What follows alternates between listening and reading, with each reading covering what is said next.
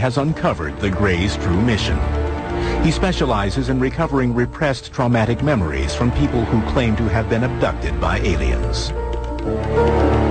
One of the things you would do in the beginning with these people is to relax them completely, and the tone of my voice changes totally. Just focus on the sound of my voice. You'll find the sound of my voice causing your eyes to get heavier.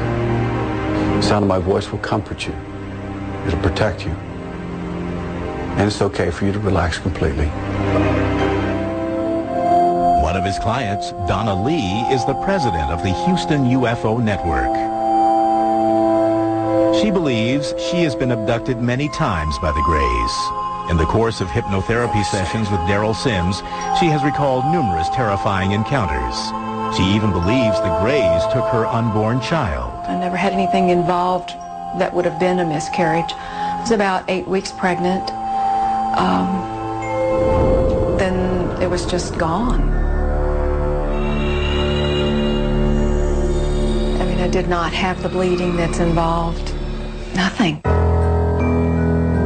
In a later regression session, Lee recalled being in a brightly lit, sterile room.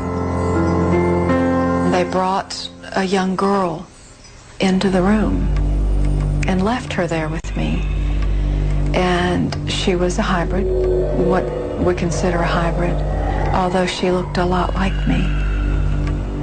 Her hair she had really bad hair though, but she looked a lot like me.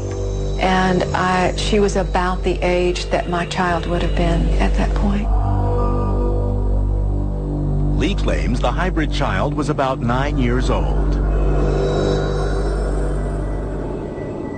She sat there.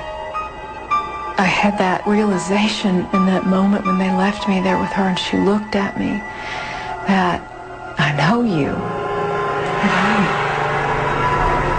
And it was this very sad, almost overwhelming sadness. For a while, I would still recall that longing for that again. To many experts, accounts of alien abductions are merely a product of an overactive mind. They say under hypnosis, subjects are open to suggestions. What happens under hypnosis is that people will generate imagery that they will often mistake for memories of things that actually happen rather than things that they're just producing. Second point is that when people recover these sorts of quote-unquote memories under these hypnotic regression sessions, they tend to credit them as being true.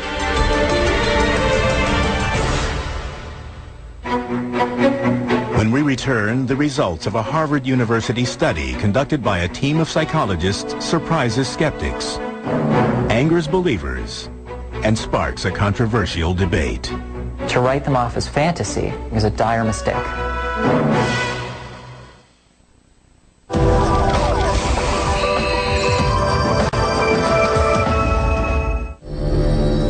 Are the earnest memories of abductees real or imagined?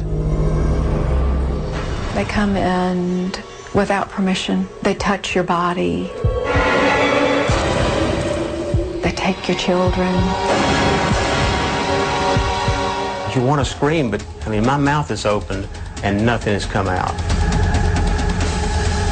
It's paralysis, but walking paralysis.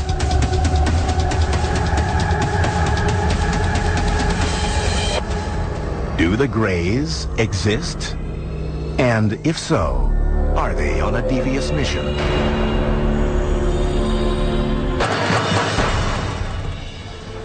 In 2003, a team of psychologists from Harvard University believed they found the answer. Led by Dr. Richard J. McNally, they conducted a unique experiment to measure the physiological responses, like heart rate and perspiration levels, of various types of trauma victims. We wanted to see whether people who've recovered memories of space alien abduction would show the same reactions, post-traumatic-like reactions, as do real trauma patients. Our research group has been studying people with recovered memories of traumatic events. And one of the big challenges that we've had is distinguishing between those individuals who've recovered memories of, for example, childhood sexual abuse, or actually genuine memories, versus memories that were perhaps false memories. Dr. Scott Orr directed the lab tests. What this procedure involves is an individual coming in to the lab, sitting down with one of our counselors, and then describing a variety of experiences that they've had. And we wire them up with recording electrodes so we can measure heart rate and skin conductance and facial EMG. In the lab, test subjects then listen to a 30-second audio tape of their own traumatic or abduction experience. You are lying naked, strapped to a metal table in the spaceship. There are alien beings hovering over the table. They are staring at you with their large, dead, black eyes. You are absolutely terrified. Then they open their eyes and they make self-reports of emotional experiences that they had while imagining the scene. So we asked them to rate how much arousal they felt, how vivid the scene was for them, how in control they felt, how pleasant or unpleasant they felt, how much fear, how much sadness, a variety of different emotional experiences. The Harvard psychologists found that the alien abductees exhibited a high tendency of a personality trait called absorption. Absorption is this ability to generate vivid imagery. When you go to the movie, you become moved by it emotionally. When you read a novel, it comes alive before your eyes. You become entranced by a sunset. You become lost in daydreaming and fantasy. They're especially high on this, and this is related to the ability to generate rich and realistic imagery. The study further concluded that in most cases, the abductees are not lying. They really genuinely believe that the alien narrative accounts for the experiences that they've had, that they're sincere. They're not quote-unquote crazy.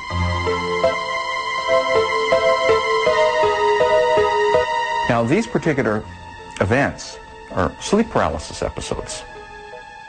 These things are really normal events. They don't indicate pathology. But what happens during rapid eye movement sleep, REM sleep, the stage of sleep when we do most of our dreaming, we're entirely paralyzed. When you combine all of these things together, you have yourself a space alien abductee. However, a former McNally test subject believes the Harvard study is fatally flawed. It might be that alien encounters do involve an altered state of consciousness, but to write them off as fantasy, I think, is a dire mistake, and that's where he goes wrong. I myself have had sleep paralysis. I know that the sensations are superficially similar to that of alien contact. Although there are similarities, it doesn't go far enough to account for it. But if Boucher and his fellow abductees are right, and the Greys really do exist, then they must come to Earth from somewhere. If not from Zeta Reticuli, then where? It's a 2,500-year-old question, goes back to the ancient Greeks who asked, is there life beyond the Earth? And now we're bringing the tools of 21st century science and technology to answer what simply is a very old question. There ought to be 1, 10, 100, or 1,000,000 intelligent civilizations out there for us to be talking with. People who claim to have been abducted believe that intelligent alien life forms not only exist, but are already here. And they have crossed the cosmos with a purpose. I think the Greys' agenda is to make a better future for their children. I think it's that simple. And I think that part of that agenda entails also ensuring that humanity is also going to continue. I think it's a mutually beneficial agenda. Psychologists maintain, however, that the alien phenomenon is a product of overactive imaginations. The Greys, in my view, are in fact hypnopompic visual hallucinations that occur when people are arising out of a sleep paralysis episode. And their purpose for coming to Earth? They don't have one. They're hallucinations.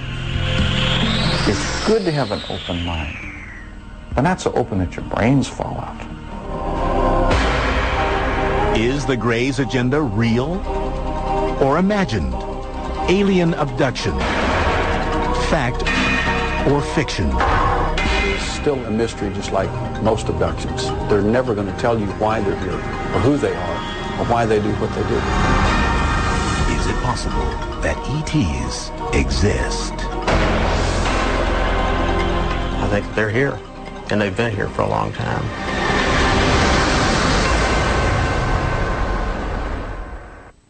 Next episode of The Revolution. It's important to remember that France is in this conflict not to secure American independence. France is in this conflict to humiliate the British Empire and to slice off a major part of the North American Empire.